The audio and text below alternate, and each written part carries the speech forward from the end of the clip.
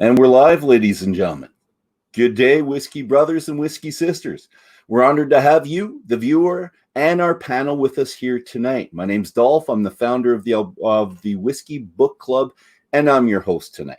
For those of you that are a little bit new to us, I'll explain a little bit what our group is about. First of all, we're whiskey geeks that love to share a dram and share our passion for reading, mostly about whiskey and whiskey-related activities. Our present tome, this one right here, our third book, was inspired initially by our sense. Nope, this one right here. Yeah, we got it. All right, we're good. So what we're doing, we're inspired by our sense of adventure and our desire to finally go on a whiskey trail in Scotland or the Bourbon Trail down in the States. And we wanted to make it our own. Canada's got tons of history. We've got so much whiskey. We decided to make our own whiskey bourbon trail, but it's a Canadian one, so we're calling it the Canadian Whisky Journey. All right. So when we're all done in the first hour, stick around as well, because we're going to continue the fun with our more relaxed atmosphere with the after dram, and that's about 5 minutes after we end this. So stick around for that. We are right now going to start our roundtable introductions with our names and other platform handles, as well as what you have in your glasses right now. So it should be Two Brewers 20 and 21, but maybe it's neat, it's on the rocks, or you did something else with it. So we're going to start with Davin, then we're going to go Blair. They're our spirit guides, so they got to go first. And then we're going to continue with our special guest, Bob, and then on to Dave and Sheila. All right, you're up. I guess I'm a spirit guide. Well, isn't that fantastic? Spirit guide. You are. Davin de Kergommeaux. I'm a co-author of this book, The Definitive Guide to Canadian Distilleries, which has profiles of about 200 Canadian distilleries. I think we have 257 in all in the book. Maps, how to get there, where to go, and when you get someplace, where to go next. So welcome to our Canadian whiskey tour, stopping tonight in the Yukon. Thank you, sir. I'm screwed. I can't beat that. Okay. I am the co-author of The Definitive Guide to Canadian Distilleries, and today I'm enjoying some Two Brewers number 20, finished in some maple barrels. It's quite spectacular. Thank you, kind sir. We'll throw it up to Bob. Hi, I'm Bob Baxter. I'm co-owner and head janitor at Yukon Brewing and Two Brewers Yukon Whiskey. And welcome to the Yukon, or welcome from the Yukon, I guess, virtually to the Yukon. It's a beautiful sunny day that the sun will set tonight about midnight, and I wish you could be here to see it. Wish I was too. Dave, you're up. Hey, it's Yukon Dave coming from his basement. I'm waiting for the movie to come out. And I've got Two Brewers 11 in my glass. 11? Mm-hmm. Which one's that, Dave? It's number 11. Well, innovative. You did help me out, pal. 42% Munich malt. Beauty. Thank you. And over to Sheila. So I'm Sheila Semper. I am got the book as well. So I am a longtime viewer, first time on the show. And I have 21 in my glass tonight, and that's because I haven't had a chance to try it yet. So I'm going to try it neat throughout the evening and get back to you on what I think of it. And I'm sure we're going to love it. And hi, I'm Dolph, president of the Alberta Scotch Society, and again, our host tonight. So I'm going to set the scene for us right now. We've arrived, and this is our fourth stop on the Canadian Whisky Journey. We've all traveled from Oliver, BC. I got a map to show you. So we go from Oliver, BC. We take the BC 97 all the way up to Yukon Brewing. You can see it took us 28 hours to finally get there. We're thirsty for some beer, some knowledge, and some single malt.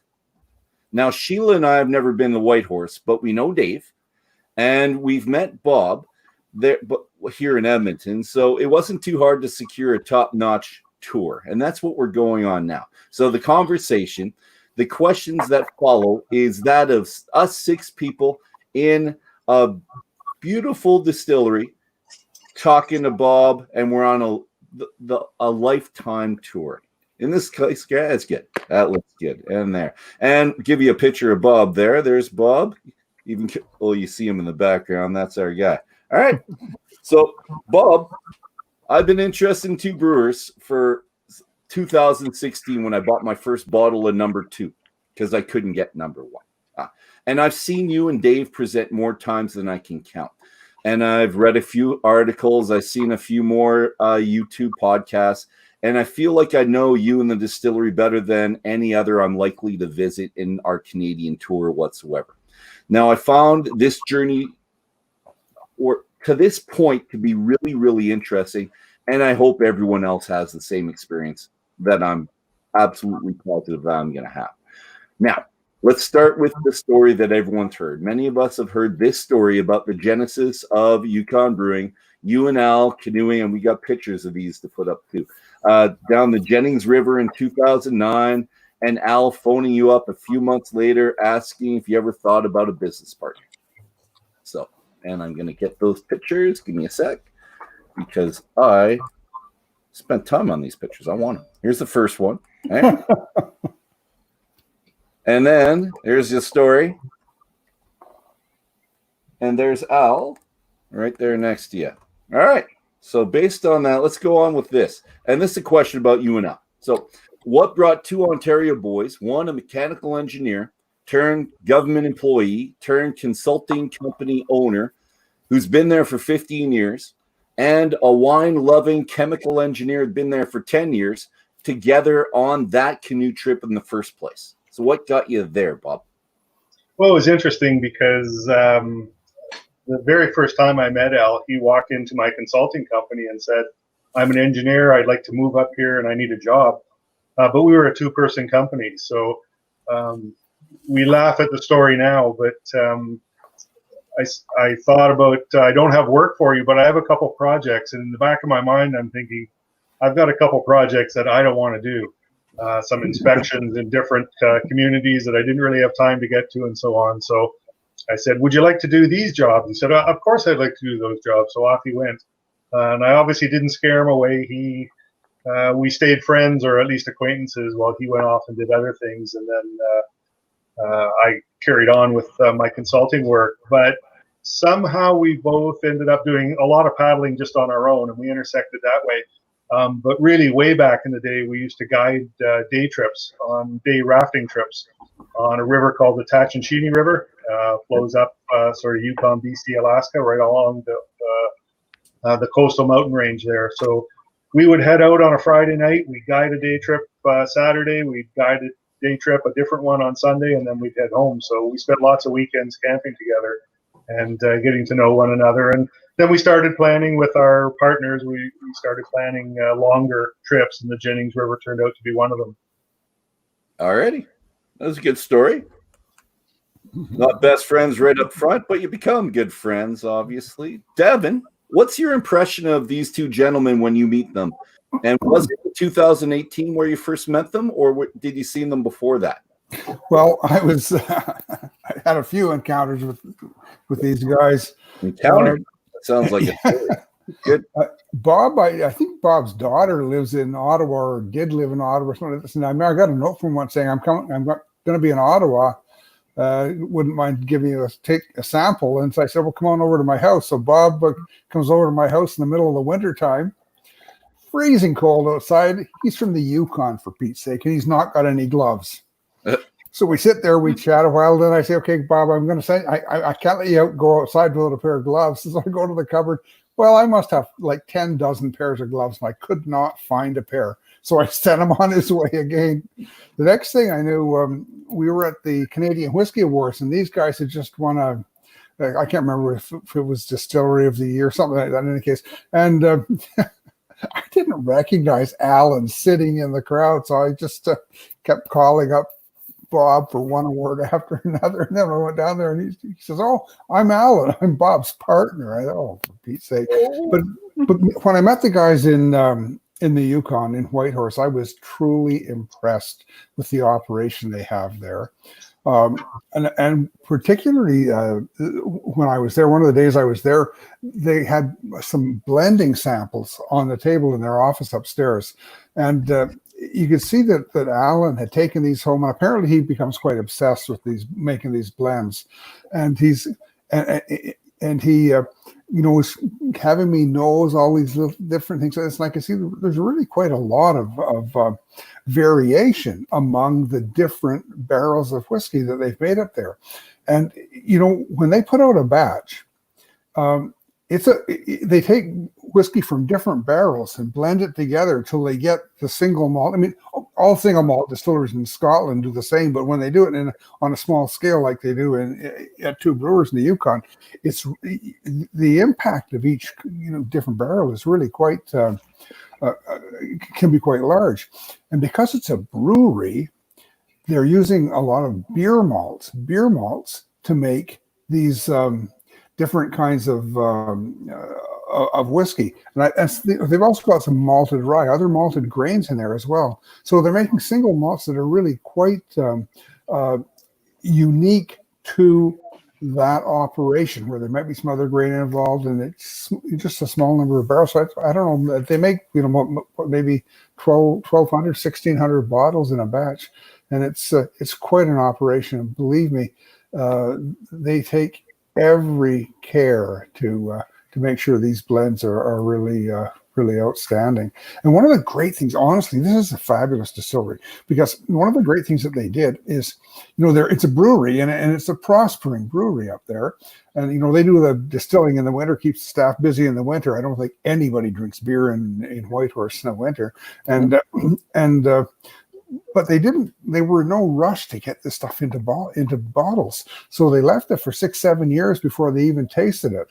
And their whiskey really is very, very competitive with the really mature single malt whiskeys that you might get from other countries, such as Scotland or Ireland or from America. It's so my first impression of these guys, pretty awesome dudes.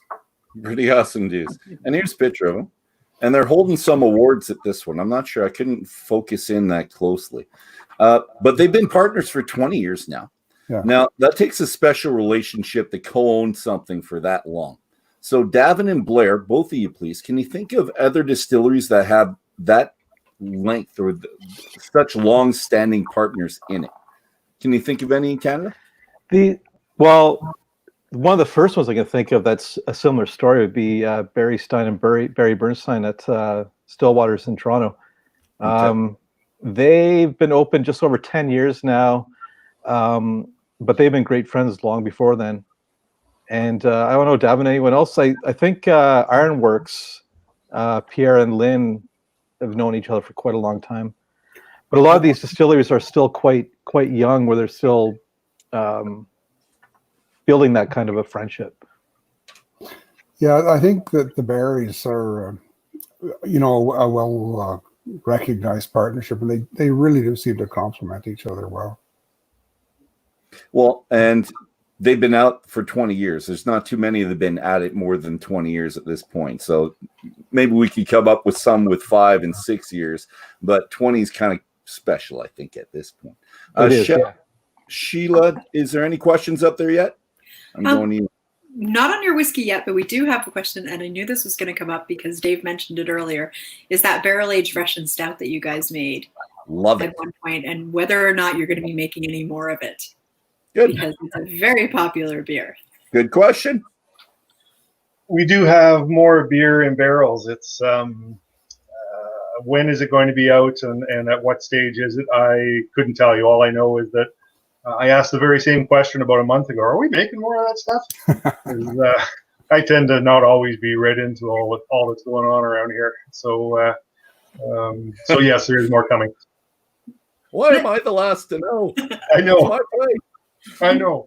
Well, and it's not an imperial stout; it's something different.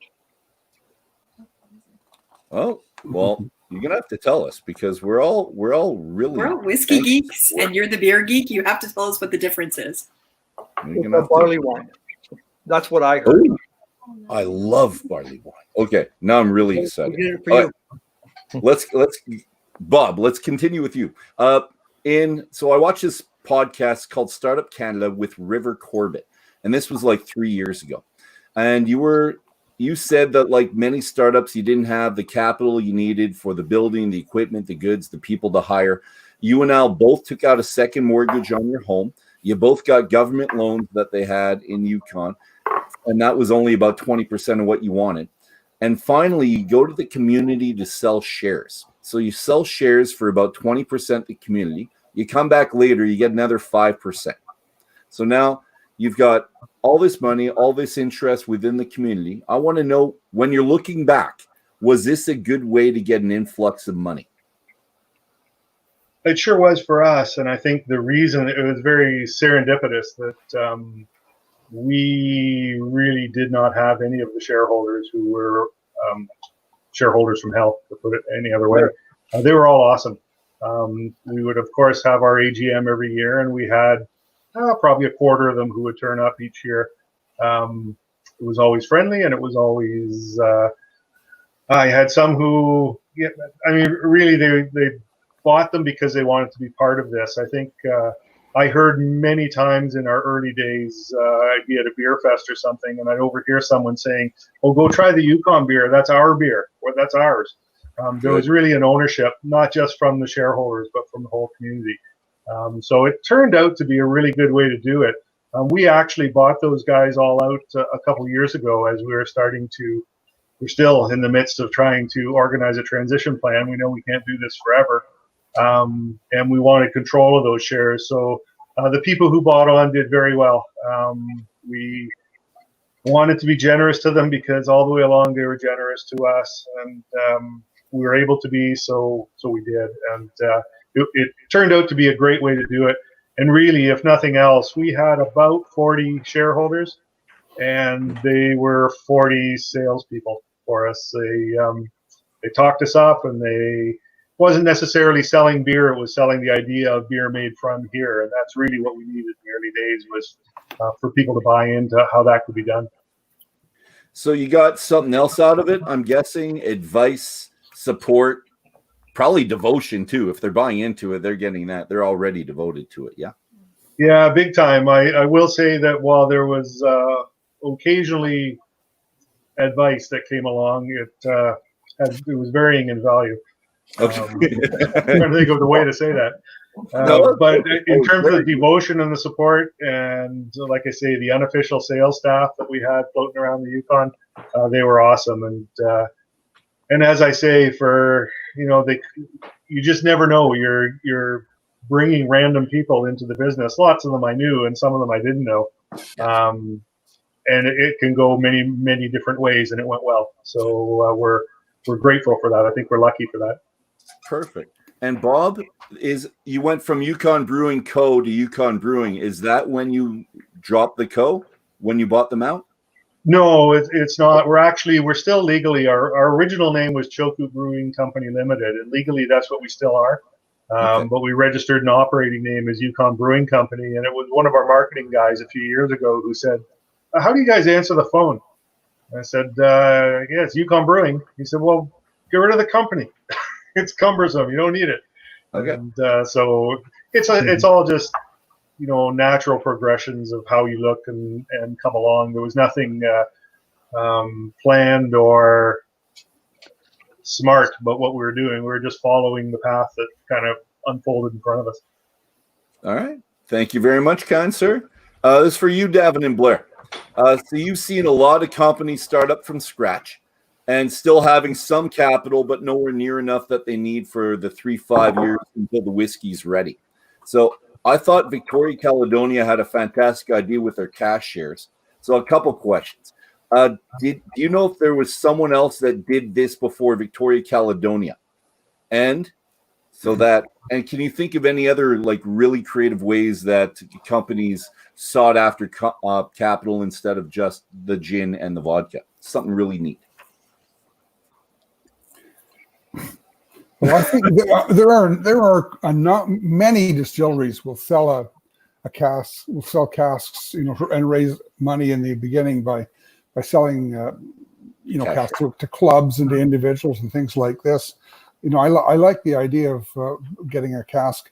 It seems to me, though, that if you buy a cask of whiskey from a new distillery, you better see your name written on the head of that cask, so they don't sell the same cask to several different people. And quite honestly, I think the idea of buying shares in a cask or part of a cask with somebody you don't know, I think that's a recipe for disaster. Because how do you know which is your cask and which part is yours? And what if they say, well, you know what, we had a lot of ullage in that cask, and or they take whiskey from some casks, we'll give you 5 gallons from this and 5 gallons from that, or something like that. I think if you're going to buy whiskey to help a distillery get started, that is a super idea. But buy the cask and make sure your name is written on it, and that you go and see it. Not that they send you a photo. No, that's a good point. I like that. Yeah. Blair, can you think of something else that they've done or different distilleries have done to get money? Again, not the gin or vodka. Well, the one in Ontario that did a crowdfunding campaign that didn't really go very well. They're not around anymore. But it was creative. Yeah, it was creative. They're now starving artists, but you know, I think when you think about some of the distilleries in Ontario now that they can have restaurants and stuff, that's been a bit of a creative way, because that's completely brand new and a brand new way of doing things, where you can now open up a bar and a restaurant in your distillery and serve food to the public and get your spirits introduced to them that way through cocktails. Beauty. Thank you very much, kind sir. Sheila, have you been looking at the side? Yep. And I'm kind of curious about this one as well. Nick's been wondering, Nicole, sorry, and not Nick Pollard, if the warehouse is barrel temperature controlled. I'm kind of curious because there's temperature fluctuations in the Yukon, summer versus winter. And if you controlling that in any way. Yeah, all the barrels are stored at the brewery on site. We have a couple different locations in the building. In fact, we had to build another addition on a couple of years ago because we needed more room to store barrels. So they are kept at about the same temperature year round, whether it be winter or summer, which is probably about 10 degrees Celsius. It never gets real warm in the building in the summer and very cold in the winter. But what does vary a lot is humidity. Because it's in an operating brewery, when we're doing certain things like brewing or bottle washing, you get a lot of humidity. And today being a Saturday, we're not, and it'll dry right back out again. So the relative humidity in the building is all over the map. And I think that probably has an effect on the barrel aging. And that kind of feeds really well into my husband's question of if there's plans to expand on the facility. He's been up to visit a few times, 2012, 2014, I think was his last visit. So he's kind of curious to know if you're going to be expanding either the brewery side or the distillery side. That's a hard question to answer because we tend to follow the market. We've done the math. We know we can make more whiskey if we need to. For example, it's Saturday and nobody's making anything today. We could be working Saturdays and Sundays. We could be doing night shifts and day shifts. One of the things about living in the Yukon, we feel, is quality of life is really important, or you wouldn't bother living in such a remote place. So we try and offer that to our staff. But we could make quite a bit more without having to necessarily change the operation. We do know using that pot still and we converted our brew house into a stripping still, and that's a long story. I'll stop there with that one. So that we go back and forth with it. It really ties up the equipment, and to make a lot more would require us maybe changing the product or struggling to not change the product because we don't want to. But rest assured, we could, within the constraints we have now, we could still make a lot more. So, Bob, I'm going to add to that with your the barrels seem, well, they're palletized. They're end on end instead of horizontal like you would have in a dunnage. Is that because of room? Just you're able to put more in there? Or does that have something to do with the temperature as well? Really, it has to do with the practicality of storing barrels. And it's a whole bunch easier to, we actually build our own pallets because they're a little bit big to put on a normal pallet when you put them for a pattern of 4 like that. But I seem to recall in reading in Davin's whiskey book that is the common way in Canada. I know that a couple of distilleries that we visited while we were planning to do things, that's what we saw. And we were the same way. We were very surprised. And we asked, is this normal? And the answer we got was, oh, yeah, and you'll be glad you did it because it's really, really so much easier to move them around and keep track of them, and get at one that's on the bottom somewhere. Try that when they're on their side. So I wish that I could say that there was some math behind it or something, but there's not. It's just easy. All right, good. Bob, I'm going to stick with you. You talked about your pot still. So you got that in 2009. You put it together over a Easter long weekend. And that was you and Al and someone else, correct, that put it together? No, just two of us. Just two? Okay. So did you have a say in the design of that still, or did you buy it used from someone else and then modify it? It was very much brand new. It was built by Christian Karl in Germany, and we actually went to a course that they put on. It was at Michigan State University in Lansing, Michigan, and that's where we learned a lot about. I mean, we didn't really know much about this other than the science behind distilling, but there's a lot more to making whiskey than the science of distilling. So we thought we should, in addition to reading and what have you, go to one of these courses. And we met a guy there who we talked to quite a bit about what we wanted to accomplish. And that's where we got into the idea that our brew kettle could be a still with some modifications to it. A still is really just a big container that will boil the liquid. Well, we already have one of those that we make beer in.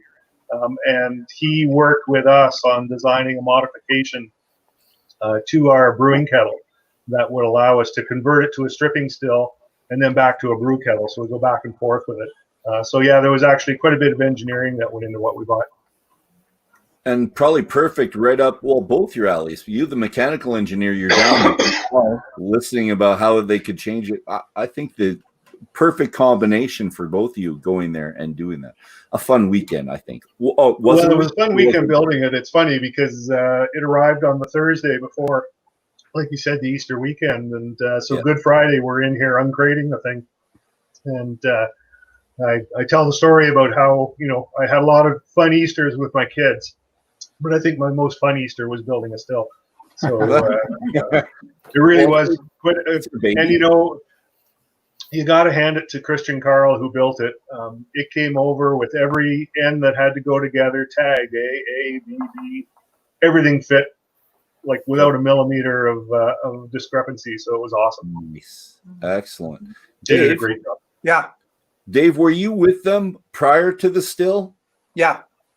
What were you thinking when they said that they're going to start making whiskey, buddy? Because you've been a beer guy for a while, right? And when they said they're going to start whiskey, what was your thought? Well, you can't teach an old dog new tricks, so you thought they were going to bail? What? No, I thought it was really interesting. So I ran out and bought a whole bunch of little bottles of vodka and little bottles of mass-produced whiskey, and I called Bob and said, I'm not going to be very good at this because I can't drink this. He goes, no, get some good scotch, he said. So spend a bit of money, Dave. Yeah, the Smirnoff hangover was horrible the next day. Did I say that on live TV? You're allowed to. That's okay. Yeah. Bob, did you have a flavor profile then when you're making this still? Like, could you say I wanted this and this to make this type of whiskey? Not specifically, although we had certain things that we wanted, like a pot still, so that we could make it in batches. We have a small column on it with 4 plates in it. And normally we'll run those plates open because we're looking for lots of congeners, lots of coarse flavors. There you can see there the 4 little windows in the porthole are the 4 plates. And off to the right you see handles. And that's to open and close those plates. Every now and then we'll run a batch with the plates closed, which will run a much finer whiskey. If you were making a vodka, in fact, if you were making an awesome vodka, you'd have a column that has 200 plates in it, not 4, and you'd run them all closed. So that's why I often make the comparison. We don't make vodka because I don't race in the Daytona 500 with my Corolla. I can try hard, but I won't win. I don't have the equipment. Same thing with making great vodka. You need those really tall columns with many, many plates, at least in our mind. So we had certain things like that in mind, but really right off the bat, as Davin mentioned earlier, our focus was using brewer's grains and trying to make whiskey like a brewer would make whiskey. And so the still would have an effect on the flavor profile, but our goal was many flavor profiles that we could then combine together to make liquids that we wanted to drink. Okay. Well, sticking with that, here's number one, and the lineup that'll get number one. And like Davin said, it took you 6 to 7 years to figure out. Well, you could have after 3 years, but you decided to hold on to it for the 4th and 5th and 6th and then into the 7th to finally do it in February 2016. So that's when it finally comes out. Were you happy with it when it came out? Or are you kind of a forward thinker? This is good, but I want to change this and this and that. Well, we certainly had that thought. In 2012 is when it turned legally into whiskey. And we had that very thought in 2012 that this is doing the right thing, but it's not there. It's not where we want it to be. And I say this, and it sounds a little weird to say, but beer pays the bills around here. We never got into making whiskey because we needed money. We got into making whiskey because we needed some good whiskey to drink. And when it wasn't there yet, we said, let's give it one more year. We can afford it. Let's wait one more year. Well, we did that 5 times before we finally said, you know what, this moving finish line, because it was moving. After 4 years, it was exactly where we'd hoped to be after 3, but we said, no, let's move the finish line a little further down the road. And finally, we crossed the finish line where we said that, yeah, I would buy this and drink it. And before then, I would drink it, but I wouldn't necessarily feel I got my money's worth. So we had to wait. Okay, so this is not about the first one.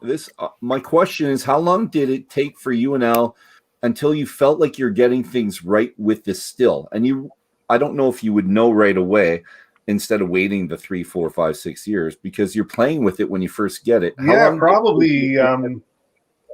I would give you a snarky answer, like I'm not sure we've still got it right because we're trying different things all the time. But that's a little bit snarky. The reality is, when in 2016 we put that first one out, we thought to ourselves, well, we've made 5 or 6 or 7 batches a year now for 7 years, with the grand hope that something like this would eventually result. So we were pretty happy with it, but had no idea. It was blind faith. So let's just keep making it, and let's just keep making different things with different grains, and let's hope. Well, it's turning out pretty good so far, I'm thinking. Release number 21. I think it's pretty good. Sheila, anything else in there? Actually, a lot of really great questions, and I'm grabbing some for the after jam too, just in case they disappear. Okay, and do that. And then when you're done, we're going to try our whiskey. So if we haven't tried our whiskeys yet, we're going to talk about that. But you're up. I do want to know, and this one's for Blair. Have you had a chance to visit the Yukon? And if not, would you go? Oh, I would 100% go. When we did the book, we were on a tight budget and we couldn't afford to send 2 of us, but I would love to go. I got to meet the guys in Victoria in, what was it, 2018, I think? It was the same picture of where all those medals, like they look different now because at Victoria they looked like Mr. T with all the hardware they were wearing. But Kid is a fool who doesn't like my whiskey. Yeah, and I just hung out at their table for an hour. They probably don't remember because it was just an onslaught of people, but I was there to have my share for sure. Good. Oh, fun. Was there another question, Sheila, or is that? Oh, there's lots of questions, but we'll just go with one before we get into the drinking. And just whether or not Bob feels this, because I definitely feel this, that there's a cult following to the whiskey. And it's not available everywhere in the country, but I know that there are definitely people out on the East Coast that would love to have it shipped to them. I know that I have friends that maybe get parcels in the post. I know that I personally have brought it down to friends, Canadians that live now in California. So when we go to visit them in San Diego every year, we'll pack a bottle in our suitcase and we'll take it down to them, whatever the latest expression is that's dropped. So whether or not you feel that there's a little bit of a cult following that's come to your whiskey and why you might think that it's such a sought after whiskey across North America, because it's certainly crossing borders nowadays. Well, I guess in my wildest dreams, I hope that maybe we have a bit of that. I mean, I think that's probably what everybody wants when they're making a product that isn't available everywhere and isn't made in massive amounts. It's not made in a continuous still. some frantic output of the liquid. We're all about what's in the bottle, and if we can find some like-minded people who say what's in this bottle is worth the dollars I just paid for it, then that's really our goal, 100% our goal. Excellent. And I think that's a great goal. Yeah, and that was a great question that came from Nicole. Thank you. So we're going to taste the whiskey, and I'd like to do the 20. Dave, do you actually have the 20 with you, or did you just have the 11? I got everything here. Okay, well, slow down, buddy. I've got 1 through 21. What do you want? No, I want some comments on the 20, what you think, because we've talked about it quite a bit. Let's go. There's Well, the 20. And here's the bottle right there. There we go. So what are you thinking? Oh, tell people what you're showing, Dave. Hold it up and tell them what it is. all right. So there's a guy in the Yukon, and I don't know how long he's been doing this for, but he's been bottling his own maple syrup from Quebec. So this is a kind of a cross-Canada whiskey.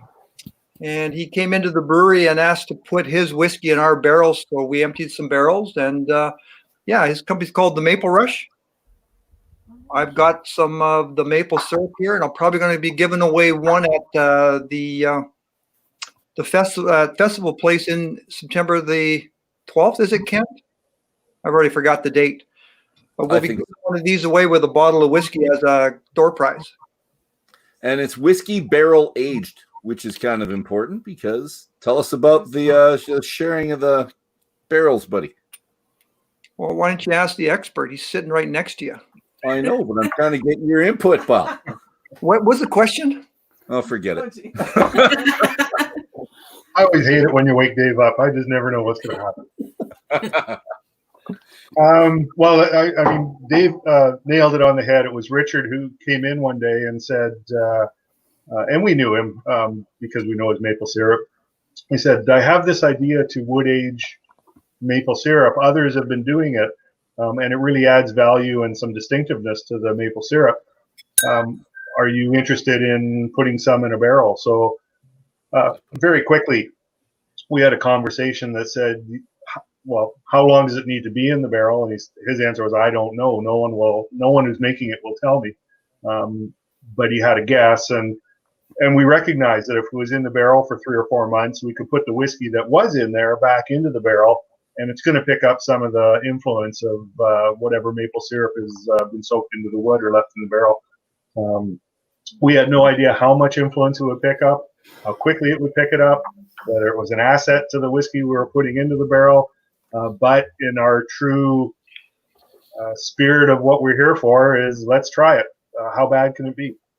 And it ended up that Richard, of course, we would put whiskey back in the barrel, and then he would get some more maple syrup, bring it back in. We'd empty that whiskey again. We went back and forth 5 times over the course of 2 years to create this whiskey number 20. Each time we would try it afterwards, and it's almost like our initial release. We look at each other and go, it's getting good, but it's not there yet. Okay. And it's interesting because, as you're aware, we could have just dumped maple syrup into it. We'd be allowed to do that. And I can't tell you how many times we had the conversation of, what are we doing? Why don't we just dump some whiskey into it? What a pain in the arse this is. Because it really was. It was hard to get maple syrup out of a whiskey barrel. We'd pump it out, and we'd try pumping maple syrup. It's fun. And then we fill it back up with it. So much work that went into it, but what could be more fun than that kind of work? With the sense as we were doing it that, you know what, this stuff's getting better every time. It's going to cross a line. We just don't know when and where. So let's wait for it. Let's give it its time. And then it happened. It's good. Yeah. Blair, what do you think of it? I love it. There's some kind of plant in my backyard mating right now, and it's really driving my eyes crazy. And this is clearing it up. Oh, good. It's delicious. Don't apply it directly to the eye. I was going to say. But I love it. I was talking to Dave this week about this whiskey, and it's the nose on it is spectacular. And it doesn't smell like maple. Like not No, the, the cheap maple you get in the grocery stores, like the maple syrup that's basically artificial. I was shocked by that. yeah, no, it's just, it picks up that essence. Do you have the bottle there, Dave or Bob? Which one? 20. Yeah. What do you think, Davin? I'm not totally in love with it. All right, take him off. I find that I can taste the maple syrup in there, and I find that it gives it a little bit more smoothness than I would like. But then you've got that those peppery notes towards the end. I mean, I think it's a great whiskey. But the problem, of course, is that it's competing with 1, 2, 3, 4, 5, 6, 7, 8, 9, 10, 11, 12, 13, 14, 15, 16, 17, 18, 19, 21. And 21 is the one that I'm drinking tonight. And that's a whiskey that I just think is glorious. It's a wonderful whiskey. Hey, Davin, I don't really think it's competing with 1 through 16 because those are all gone. When you're in Ottawa, come upstairs. What? When you're in Ottawa, come to my house and we'll go upstairs. I'll show you that they aren't all gone. Well, no, I've got multiple bottles of all of them, but for the general public, most of that stuff's history. Like Yeah. everything we make is a one-time offering. I agree. Yeah. Sheila, what do you think? That Davin hit.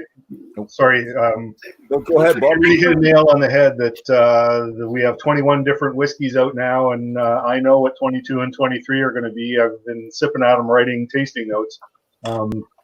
They're all, if they're not all different, we would be disappointed.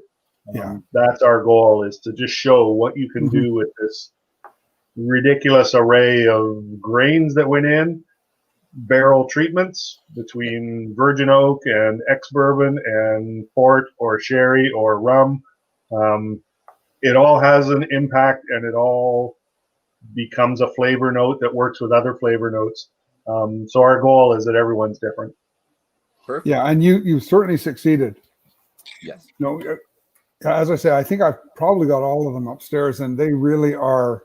I mean, is this one after another of really great whiskeys? I think you guys were just so brilliant to wait until the first one was ready, because it's not like it's. I mean, there are some great ones and some really great ones, but it's not like there's anything that has to be forgiven in the early days. It's this is good, but it's going to get better. No, your whiskeys are all ready. So many years ago, Bob said to me, he said, we only get one chance to put this out to the customer. If our first release is no good, we're not selling number 3 or 2. Well, the 2 was great. I like my sherry cask finish. Sheila, what do you think? Well, when we cracked 20, I have to say, because we bought it, we buy them all blind because we love them. But when we cracked 20, the first thing Drew said to me was, I'm not going to like it because I don't like sweet whiskeys. And then I tried it and I didn't hate it, which was a good thing. And I'm growing to like it more and more. But I have to agree with Davin on it that it's not my favorite of all of the 21. But I would drink it. I have multiple bottles of it. I'll continue to drink it.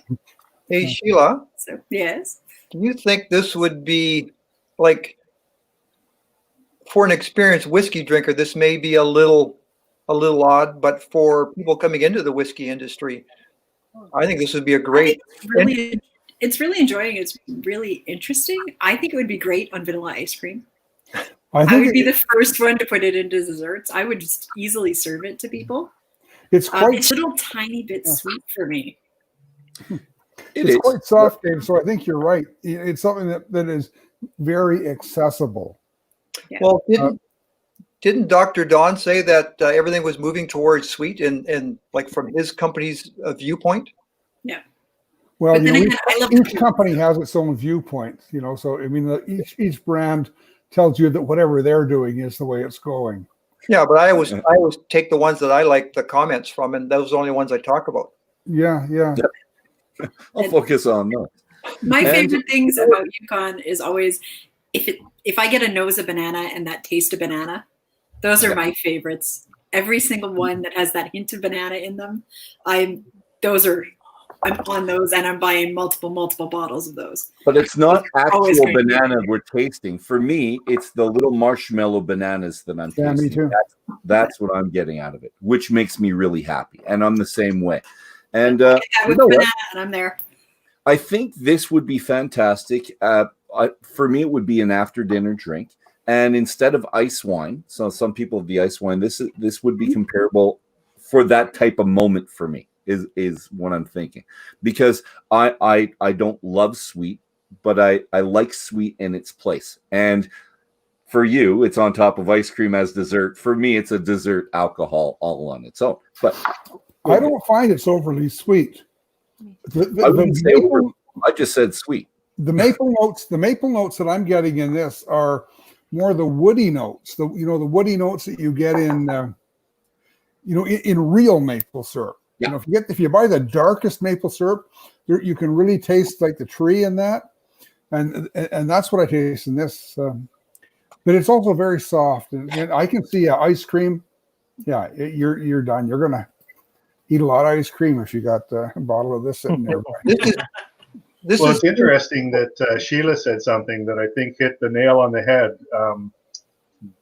I've said many times with our beer, because we make so many and we make seasonals and that sort of thing, that if someone says to me, you guys make great beer, everyone I've tried I love. I'm never really fond of hearing that, because that doesn't sound genuine or doesn't sound very thought through. I would rather hear, I love most of them, but man, you guys missed the mark on XYZ, whatever it is, because it means they're drinking carefully and they're analyzing carefully and they're giving me honest feedback that I can count on. So what Sheila said, I'm really actually quite glad to hear. Pretty quickly you think that everything is great for everyone, and that's just not, it can't be the case. Not when we're trying to do different things all the time. And if it is that homogeneous that it's great for everyone, then maybe we're not getting out there enough. Yeah, you haven't missed the mark on this, Bob. My partner Blair has a much more refined palate than I do. Oh, wow. I genuinely trust his judgment. He wrote all of the tasting notes in our book. What I'm saying is that this appeals more to people like him who are, taste those, have a broad range of taste things that they enjoy. I like number 20. It's just that I'm not. The thing is, some of your others are just so fabulous that this one kind of pales next to them. But I kind of wish we could get off the topic, because you have so many wonderful whiskeys from up there, and we happen to be talking about the one that I think would be, number 21 on my list. Well, and don't get me wrong, compliments are great. We love compliments for sure. But not compliments are fun too, because they're telling you something if you listen to them. Yeah. Well, and the chat's hopping with people saying, it was like, my wife hates, Nick's wife is, Nick is saying, my wife typically doesn't like Scotch, but she loves the 20. She hates everything, but she's liking the 20. And then Nicole has mentioned, because I'm kind of notorious for hating sherry bombs. So she's asking if it's maybe the sweetness, because I'm notorious for not liking sherry, that it's that sweetness that's part of the problem. That maybe that's because I'm also a notorious peathead. So because in that liking the peatheads, and I do really like the Yukon peats. What I was trying to show you in the background was the tasting notes that Blair does. So that's in the page. So if you're two brewers, you're looking at page 105 and 106 in our book. And the tasting notes are fantastic, but it's of the number 11, because Dave was talking about the 11. So good. It's the actual tasting notes from number 11 that Dave's tasting right now that's on this page. Oh, that was a while back now. Oh, sorry. But I'm going to ask you if you guys have the 20 and 21 side by side, because I like two-fisting it and trying it. And we only have about a minute left of doing this before we go to something else. The biggest differences between the 20 and the 21, please. And I love the 21. It's great. I like the 20. It's great. 17's my favorite, though. I wish I would have. I think I might just break that open for the after draft. It is perfect. And I even have it. So, again, can we see the difference on the nose or the palate of the 21 and 20? The most marked differences for you guys, please. I find 21 is quite tightly integrated. You can really taste the malt. You can really taste the grain in 21, and it's all in beautiful balance. It really comes together as like a unit. So you almost don't want to take it apart. I find in number 20 that it's kind of in 3 stages. It's got that start that's got some sweetness on it, but it's not, I would say, very sweet. Then it's got kind of a mellow patch in the middle, and then as it goes out, you get a little bit of the spice on that. So it's yeah. But I find that 21 it progresses on the palate, but I don't know. It feels like a more complete whiskey to me. It's got a nice long finish to it too. The 20 does as well, but the 21's got a longer finish, and it goes from, for me, the sweet goes into a bit of the spicy afterwards. So it's a nice progression up for me. Got to say, 20 has a fabulous mouthfeel. It does. Yeah, absolutely. That's something I loved about the 20. Mm-hmm. All righty. I think we're splitting hairs. Like you're. It's all really good. But...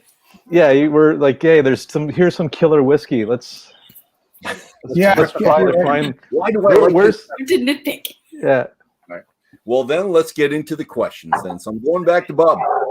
Bob, I can't figure out if you and Al are really meticulous or completely random, fly by the seat of your pants kind of guys. And this is the reason. It took you a year to perfectly design your bottle and the labels, yet you come up with an experimental series where it just seems like you want to do something weird and fun. So are you one and Al's the other, or are you both, or do you just complement each other somehow? I'm wondering which one.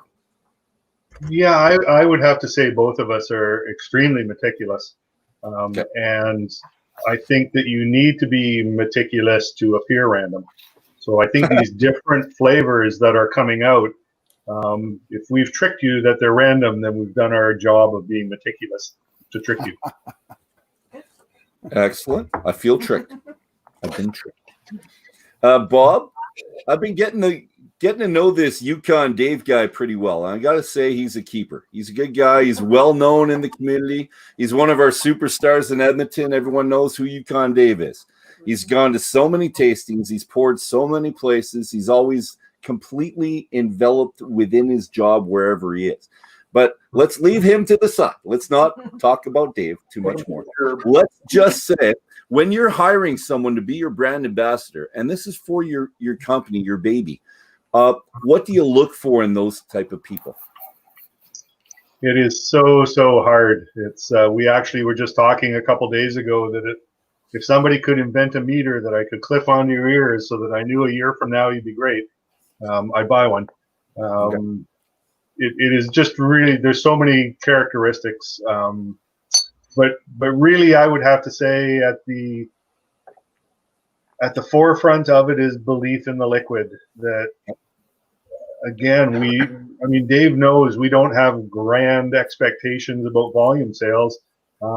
But we sure do like to see the right sales. We like to see the right people trying it, enjoying it. When sort of you start to use a word like cult, if Dave's the cult master, then let's see what he looks like with a robe on. I'm not sure, but that would be the kind of thing that we would like to see, is someone who's not so focused on look at my sales last week, but look at the things that I did and the new people I introduced and the kinds of events I got tied into. All these different tastings and so on are awesome. I'm so glad he does those.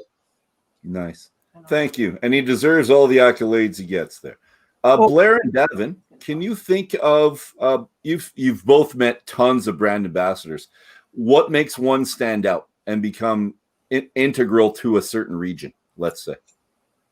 I don't know. I think Bob nailed it. It's that whole entire finding that person that has enthusiasm and actually becomes part of the brand. Where you look at Dave and you're just like, yeah, that's Yukon whiskey, and you see someone like Tish Harkis with Canadian Club, where she just, it's kind of like they're the same thing, one and the same. Okay. Hey, Davin, do you want to add to that? Or we good? Well, it's funny you should say Tish Harkis, because I was thinking Tish Harkis in the in the back of my mind there. But there, I mean, there have been a few people who I've come across who've just really kind of embodied the whiskey, that you do not feel like they're trying to sell you the whiskey. They're just explaining it to you.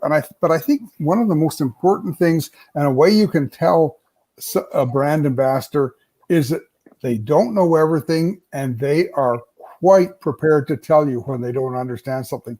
I think one of the greatest brand ambassadors out there right now is with Stephen with Crown Royal, who honestly, he just makes you feel like you're part of the whole Crown Royal experience, and he can explain all the different little things and all the different little traits, and he's really very interested in knowing what you think about it.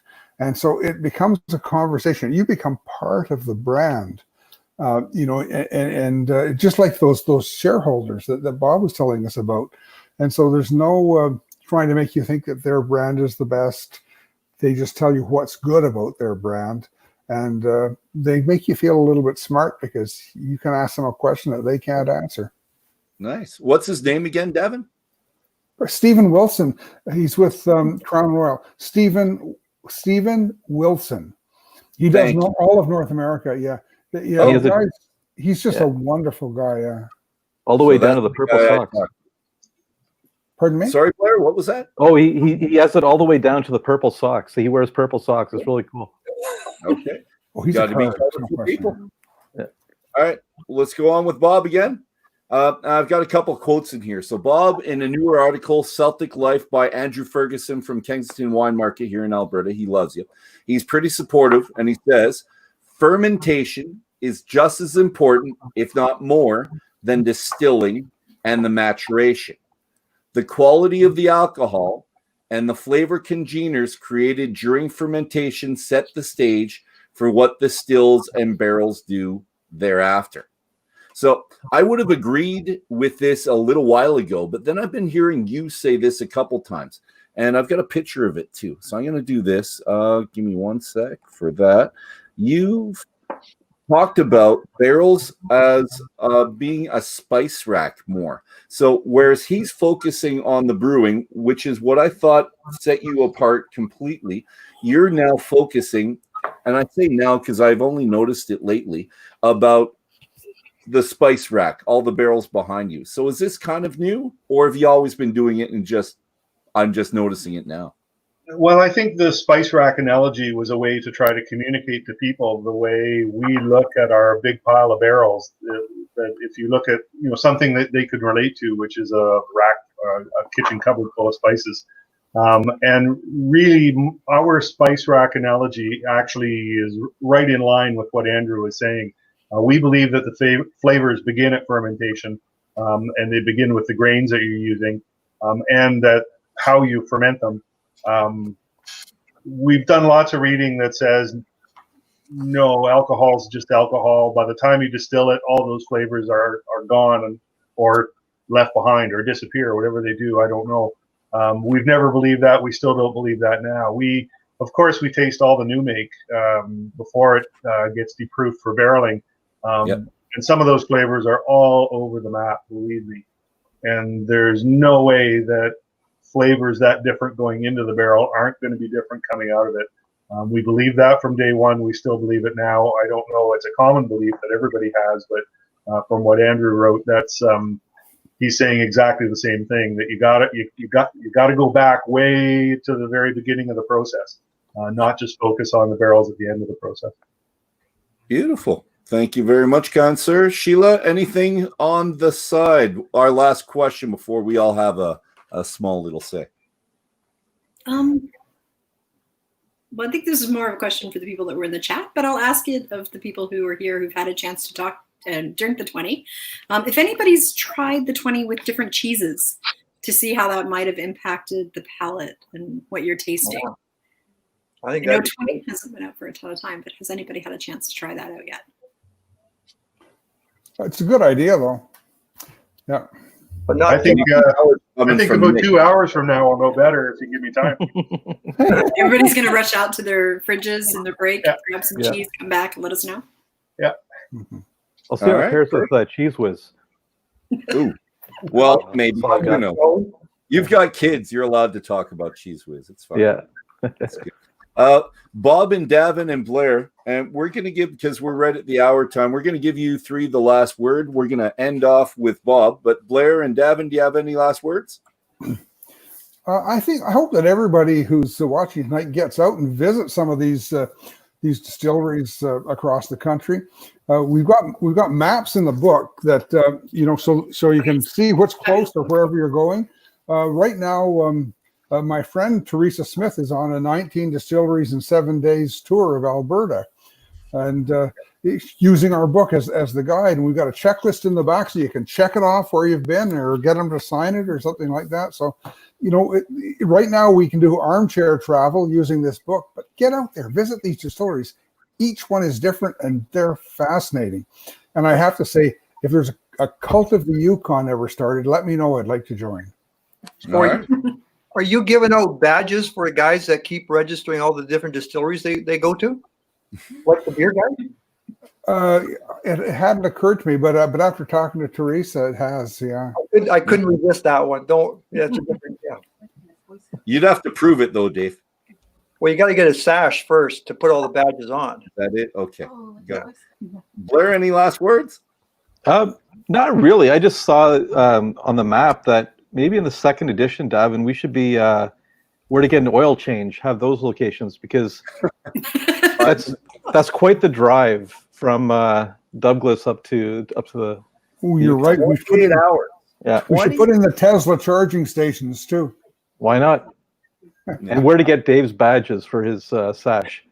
Well, and Dave said he didn't want to drive; he had to fly up. So we sent Dave up with our fake budget, and Sheila and I took the fake car up for the 28 hours. But it's all good. Bob, last words to you, sir. I would just say that if you have the opportunity, we and all of the others that you guys are spending time talking to, which I think is great that you're doing that, are trying really to create an industry in Canada, a single malt industry in Canada. Canadian whiskey is well known and well regarded, and it should be. But what we're doing is different. If you have the opportunity to support any of them, do so. If you have access to us and choose for that to be us, that's great. But at the end of the day, if you have an option, Canadian single malt, it will only get better as you help us get better. Great words. Thank you very much. Dave and Sheila, anything else to add to it before we go on to the after dram? Oh, I'm going to save all my questions for the after dram. Perfect. Yeah, I'm Dave, going to get asked another question. So all right, done. I'm up then. Here we are. This has been a fantastic start to our evening. So thanks to our listeners. Thanks to the panel. Bob, Davin, Blair, Dave, Sheila, absolute pleasure spending the last hour with you guys. And we're moving our conversation from the distillery tour now to the tasting room for a more relaxed but equally engaging conversation. We have some pictures of the tasting room. So that's what that looks like. We're going to co-authors Davin and Blair Phillips of the Definitive Guide to Canadian Distilleries, the portable expert to over 200 distilleries and the spirits they make, will of course be joining us. So because what better summer activity is there than traveling virtually, trying some cocktails a little bit, going back to my Scotch, and well, no, my single malt, and spending time with fantastic people. So please join us in 5 minutes on this channel for the after dram. And if you don't want to miss a minute of our next 12 weeks, click on the like button, the subscribe button, and we shall see you all soon. Have a fantastic night, but hopefully I see you in 5 minutes. Sláinte everyone.